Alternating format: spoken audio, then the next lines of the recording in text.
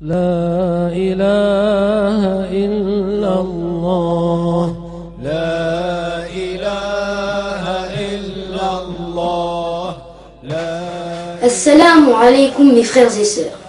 Parmi les vertus en islam, il y a le fait de peu parler sauf pour dire du bien.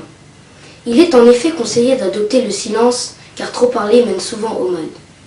L'islam incite donc le musulman à contrôler sa langue pour ne dire que du bien ou alors de garder le silence. Certains vertueux ont dit « Si la parole est d'argent, le silence est d'or ». Il est évident que le silence est une protection. N'est-ce pas que le messager de Allah sallallahu alayhi wa sallam a dit « Man samata najja » ce qui a pour sens « celui qui se tait est sauvé ». Mais la plupart des gens n'appliquent pas ce hadith malheureusement.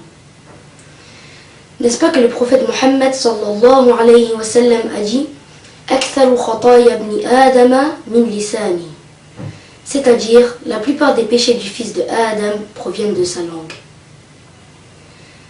Il convient donc de se taire pour se préserver des péchés. Celui qui veut la sauvegarde, qu'il diminue de ses paroles pour ne dire que du bien.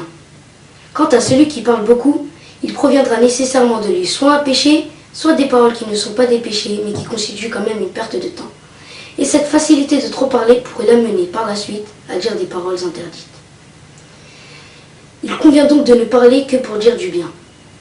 Malheureusement, de nos jours, la plupart des gens tombent dans les péchés de la langue et beaucoup aussi sortent de l'islam car ils parlent trop. Le fait de trop parler est une occasion pour le shaytan, pour faire chuter la personne dans le péché. Il faut tout faire pour éviter cela et il ne faut surtout pas le laisser le tromper.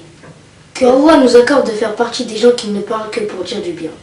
Barakallahu fikum, wassalamu alaykum. الله يا واحد يا أحد يا فرد يا صمد يا من لم يلد ولم يولد ولم يكن له كفوا أحد يا حي يا قيوم يا ذا الجلال والإكرام